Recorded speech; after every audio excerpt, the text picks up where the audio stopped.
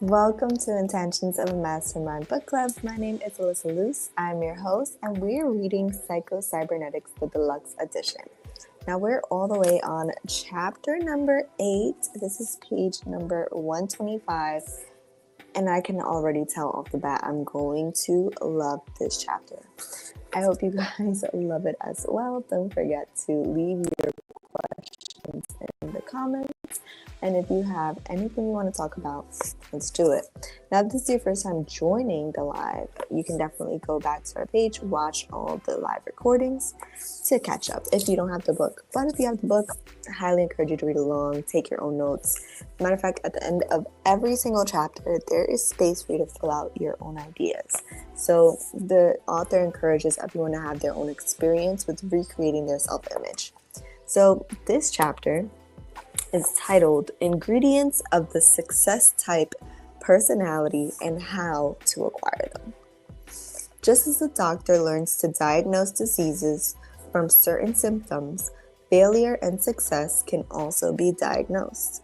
The reason is that a man does not simply find success or come to failure.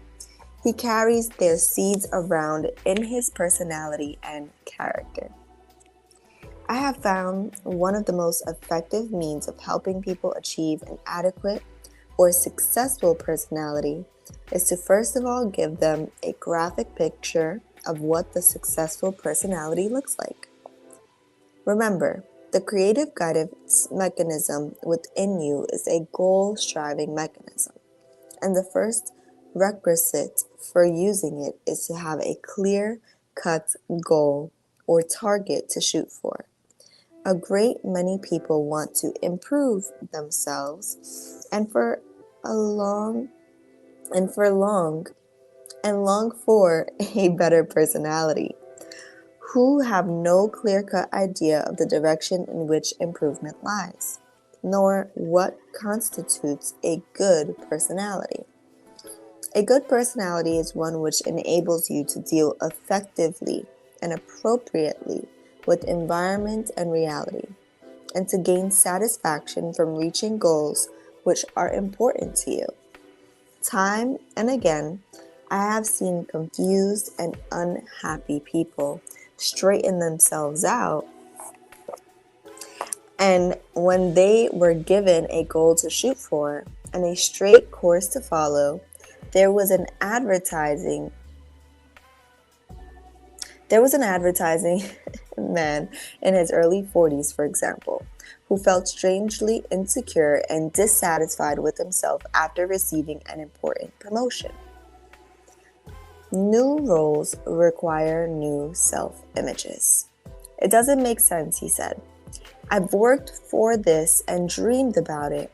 It's just what I've always wanted. I know I can do the work, and yet for some reason my self-confidence is shaken. I suddenly wake up as if from a dream and I ask myself, what in the world is a small potato like me doing in a job like this? He had become super sensitive to his appearance and thought perhaps that his weak chin might have been the cause of his discomfort. I don't look like a business executive, he said. He felt plastic surgery might be the answer to his problem. There was a housewife whose children were running her crazy, and whose husband irritated her so much that she teed off on him, at least twice a week for no cause. What is the matter with me, she asked. My children are really nice kids I should be proud of. My husband is a really nice guy, and I'm always ashamed of myself afterwards. She felt that if a facelift might give her more confidence and cause her family to appreciate her more. The trouble with these people, and many more like them, is not their physical appearance but their self-image. They find themselves in a new role and are not sure what kind of a person they're supposed to be in order to live up to that role. Or they have never developed a clear-cut self-image of themselves in any role. The picture of success. In this chapter, I'm going to give you the same prescription that I would give to you if you come to my office. I have found that an easy to remember picture of successful personality is contained in the letters of the word success itself. The success type personality is composed of S, sense of direction, U, understanding, C, courage, C, charity, E, esteem, S, self-confidence, and S, self-acceptance. This is going to be amazing, guys. So take notes if you have the opportunity, or just rewatch this. Hi, everyone. Okay, so number 1, sense of direction. The advertising executive straightened himself out and regained his confidence within a short time. Once he saw clearly that for several years he had been motivated by strong personal goals which he wanted to attain, including securing his present position. These goals, which were important to him, kept him on the track. However, once he got the promotion, he ceased to think in terms of what he wanted, but in terms of what others expected of him, or whatever he was living up to other people's goals or standards. He was like the skipper of a ship who had relinquished his hold upon the wheel and hoped that he would drift in the right direction. He was like a mountain climber who was, as long as he looked upward to the peak he wished to scale, felt and acted courageously and bold. But when he got to the top, he felt that there was nowhere else to go and began to look down and become afraid. He was now on the defensive, defending his present position rather than acting like a goal striver and going on the offensive to attain his goal. He regained control when he set himself to new goals and began to think in terms of, what do I want out of this job? What do I want to achieve? Where do I want to go? Functionally, a man is somewhat like a bicycle, I told him.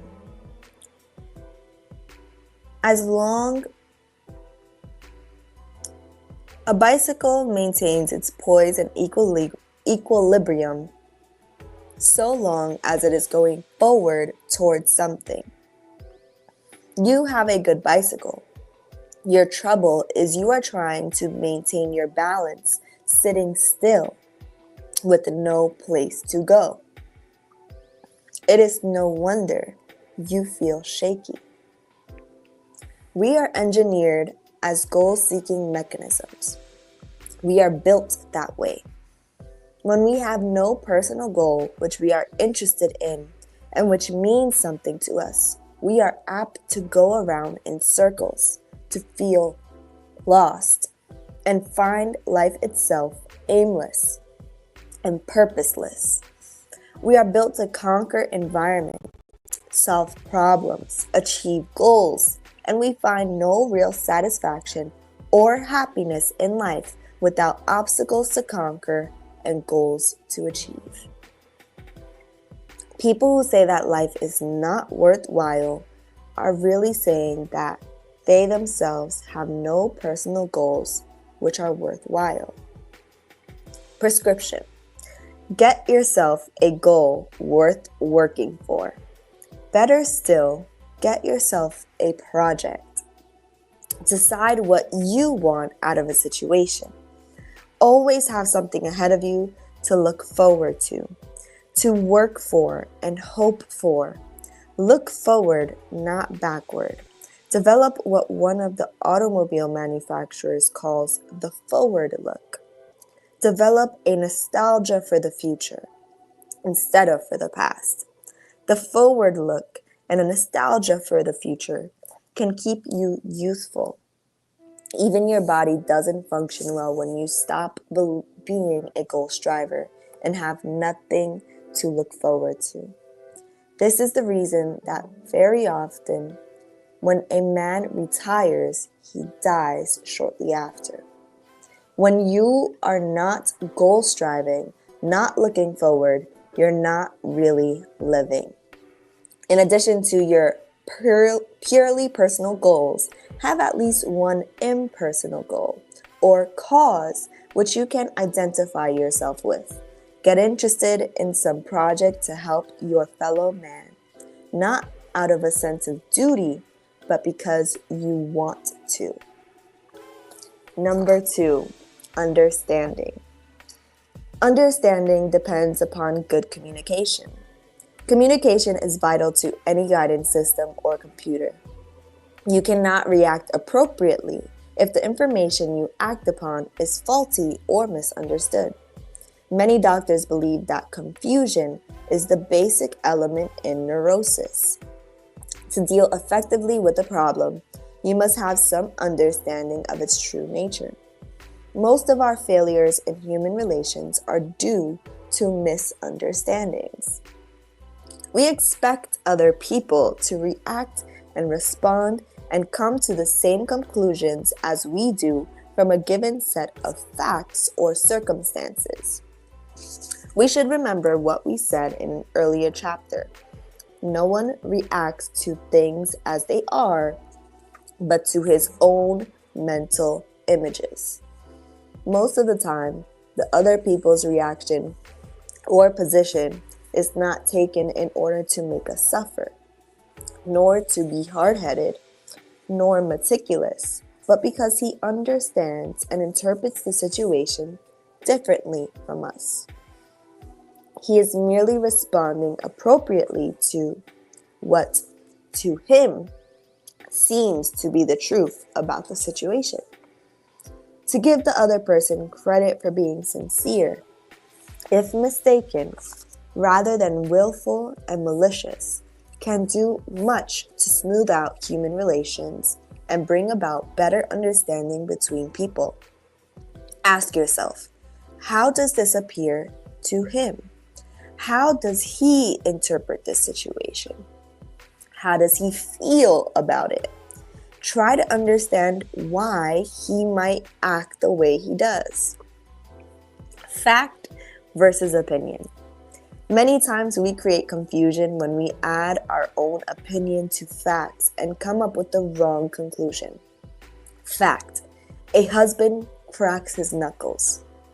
Opinion: the wife concludes he does that because he thinks it will annoy me. Fact: the husband sucks his teeth after eating. Opinion: the wife concludes if he had any regard for me, he would improve his manners. Fact: two friends are whispering when you walk up. Suddenly they stop talking and look somewhat embarrassed. Opinion: they must have been gossiping about me. The housewives mentioned earlier was able to understand that her husband's annoying mannerisms were not deliberate and willful acts on his part for the purpose of annoying her. When she stopped reacting, just as if she had been personally insulted, she was able to pause, analyze the situation, and select an appropriate response. So I love this. It says, it's not what you look at that matters, it's what you see. Great addition to the conversation. Be willing to see the truth. Okay, oftentimes we color incoming sensory data by our own fears, anxieties, or desires. But to deal effectively with the environment, we must be willing to acknowledge the truth about it. Only when we understand what it is can we respond appropriately. We must be able to see the truth and to accept the truth, good or bad. Bertrand Russell said one reason Hitler lost World War II was that he did not fully understand the situation. Bearers of bad news were punished. Soon, no one dared to tell him the truth. Not knowing the truth, he could not act appropriately. Many of us are individually guilty of the same error. We do not like to admit to ourselves our errors. mistakes, shortcomings, or even admit we have been in the wrong. We do not like to acknowledge that a situation is other than we would like it to be. So we kid ourselves. And because we will not see the truth, we cannot act appropriately. Someone has said that it is a good exercise to daily admit one painful fact about ourselves to ourselves. The success type personality not only does not cheat and lie to other people, he learns to be honest with himself. What we call sincerity itself is based upon self-understanding and self-honesty. For no man can be sincere who lies to himself by rationalizing or telling himself rational lies. Prescription.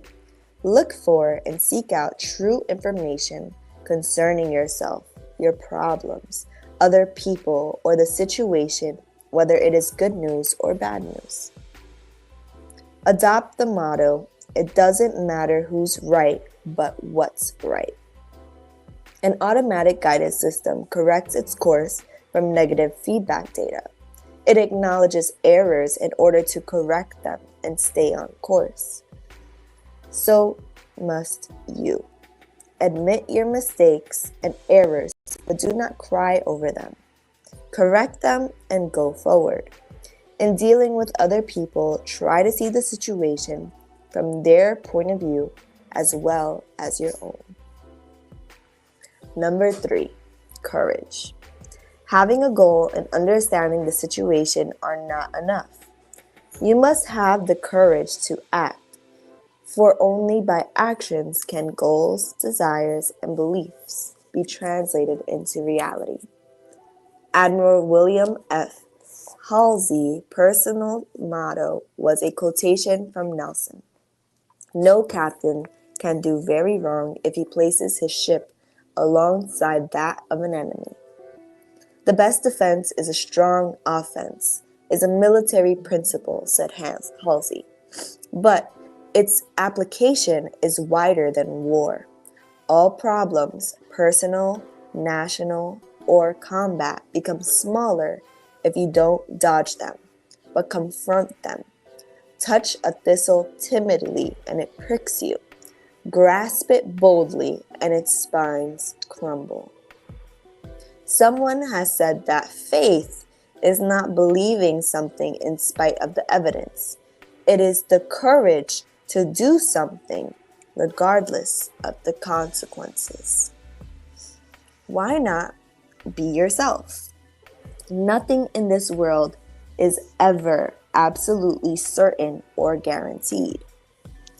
Often, the difference between a successful man and a failure is not one's better abilities or ideas, but the courage that one has to bet on his own ideas and to take a calculated risk and to act.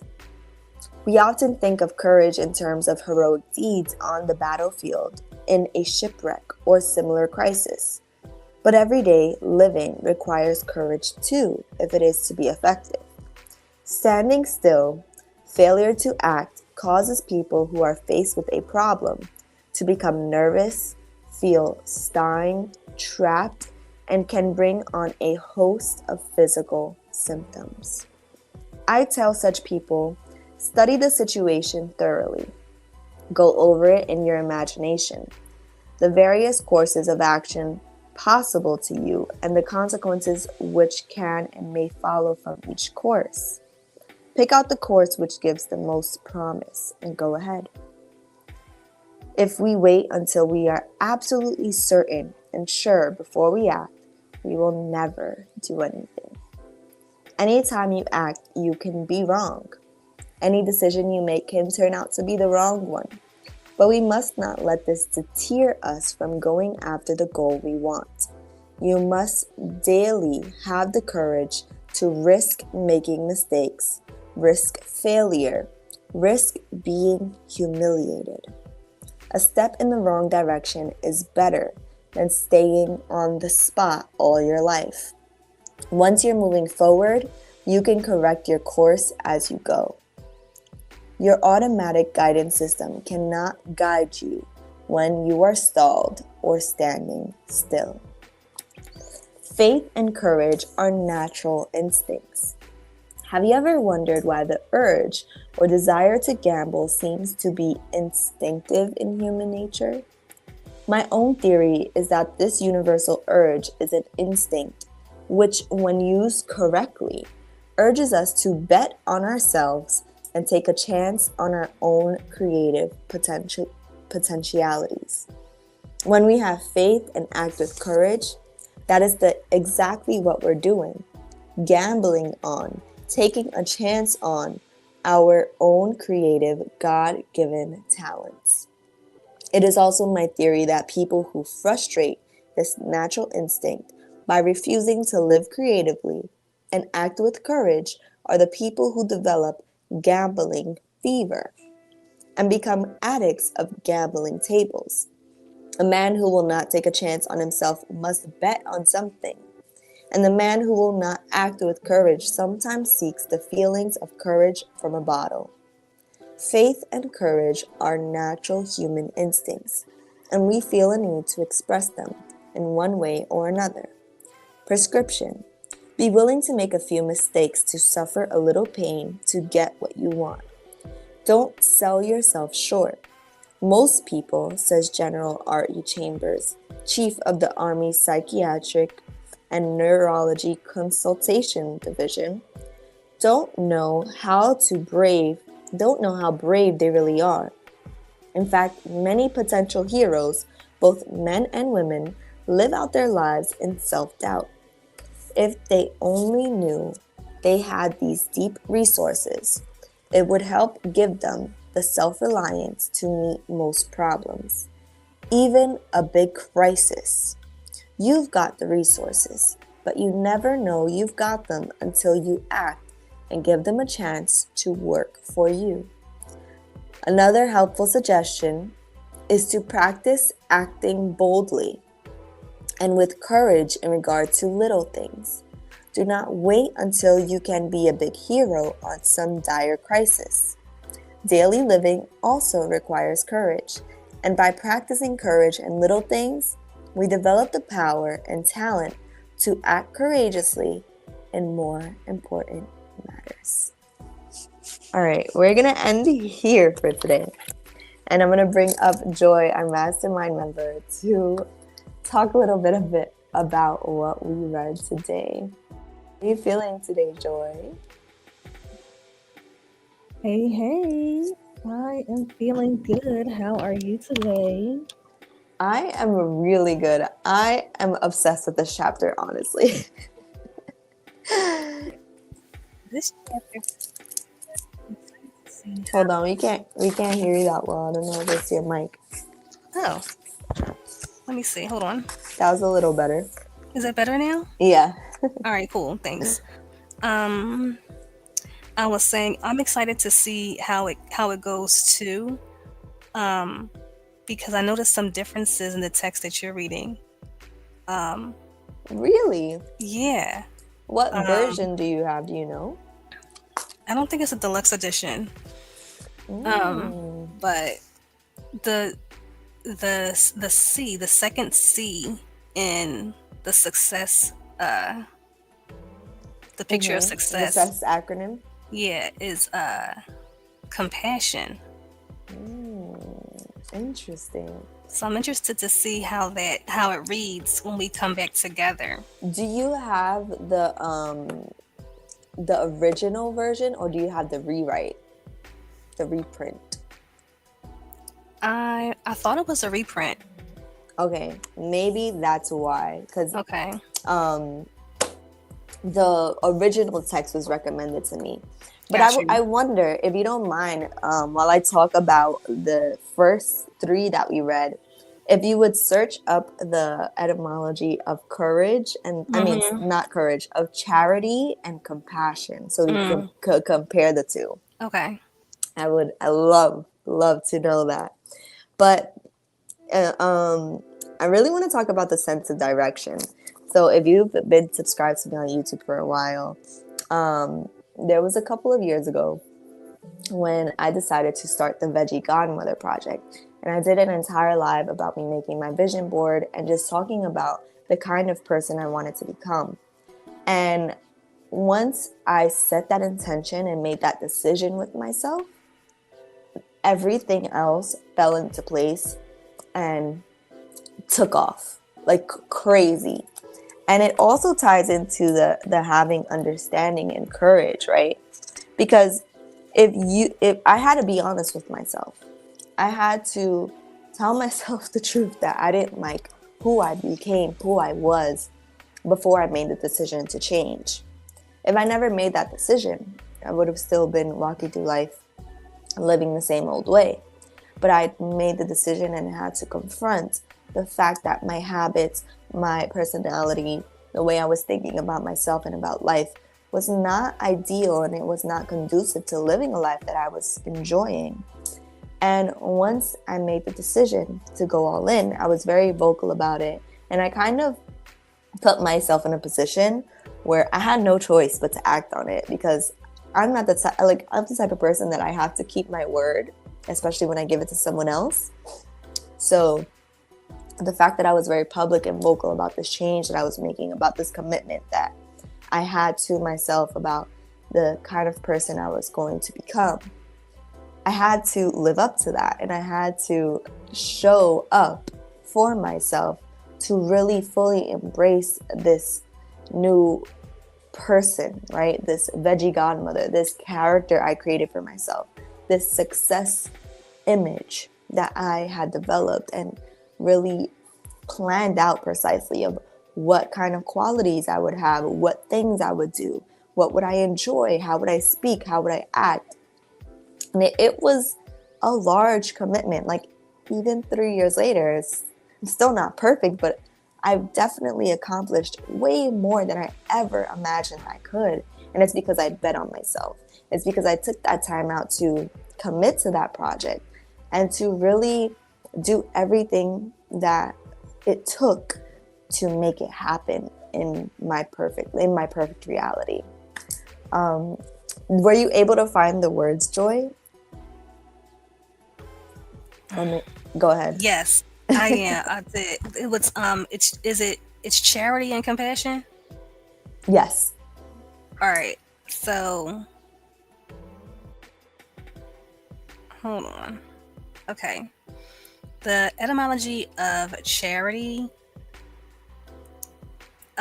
is costliness, esteem, affection. From late Old English, it's benevolence to poor. Benevolent support? Benevolence for the poor. For the poor, okay. And from the Latin, from the word caris, which is dear and valued. Okay. It also has some meaning that means to esteem highly and to love. To esteem and to love. Mm-hmm. Wow, that's powerful. What about compassion? And then compassion is different. It's a different energy altogether. It's sympathy to feel pity with together to suffer, feeling sorrow or deep tenderness for one who is suffering or experiencing misfortune. Isn't that crazy? Mm-hmm. Isn't that crazy how different that is? It is so wild. The energy was so different, and people feel like they're being a good person when they are feeling compassion. That's the spell, right? The spell is that to be a good person, you want to be compassionate, but to be compassionate means you have to feel bad for someone. And if you're a good person, why would you feel bad? Right. Instead of showing love to someone else, right? Showing value to someone else, showing benevolence to the poor, to people who don't have. That is, oh my God. I've really fallen in love with this act of understanding words, right? That's one of the characters of success, is being from a place of understanding. Understanding, yep. And that's I think that speaks so beautifully to the spell that the masses have been under, right? The idea that to be a good person means that you feel bad for someone if they're going through something that is perceived as negative. When I told someone the other day mentioned something about, said they were sorry for something that I told them about, and I said, with love, y'all. I don't, opt out of feeling sorry for me. I didn't tell you that because I, expected any pity. And feeling sorry for me or for anyone in that matter is not helping anyone. If anything, I prefer the people who love me to send me love and encouragement because they know that I'm capable. They know that it will work out. They know that I'm strong and that I am intelligent and that I know how to figure things out.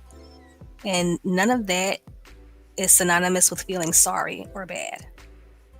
That's powerful. And that's something that I've also tried to take up as well. Like, when people tell me about their problems or their woes, I no longer like continue to focus on it with them. I talk about like when they get better. I talk about, when they overcome whatever issues they're having and how everything will work. Like the reassurance that everything is going to move past this time. It's a way different conversation.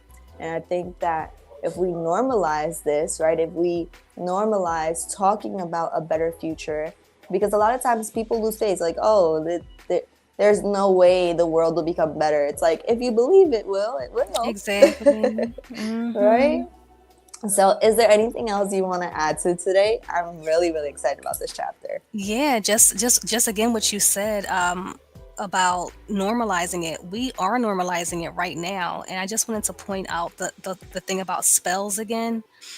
In the section that starts the picture of success, when he gives the acronym for success, we see right there that everything, even in the way that we can spell the word success, there is energy within that we can expand on what that means. And then in another section of the text, he says rationalize, but he spells it like rational lies. And when we can see, I'm trying to put it in the chat real quick, rational lies. I know I actually had that conversation. I always have that conversation ever since I learned that. It was like, people like to talk about reality, but it's real lies we tell ourselves. Right. And it's like when it's the same thing with real eyes, you can Real look lies at that you as, tell yourself. yes, you can look at that word as like real. Let me put it in the chat real quick, like real lies. Oh, that's not spelled right. Or you can look at things with your real eyes. So it's all about how, like the Thoreau quote says, that matters not what you look at, but what's what you see.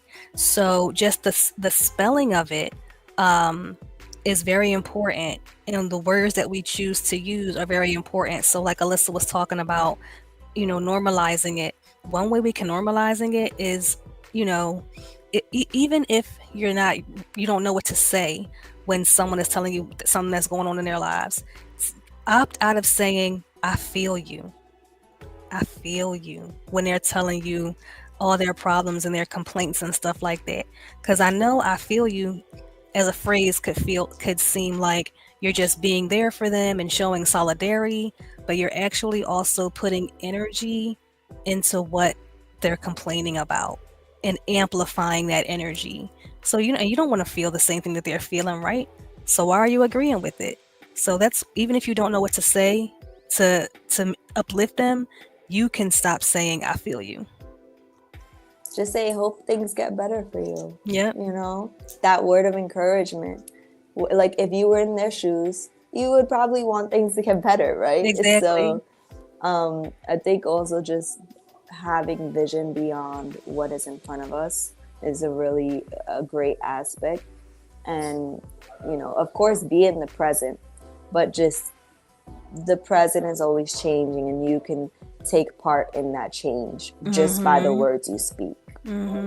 So this was a great combo today. I'm so excited about the next reading. Yes, I am too. Thank you so much, Joy, and to all of our viewers. I hope you guys join us for next Monday at 7.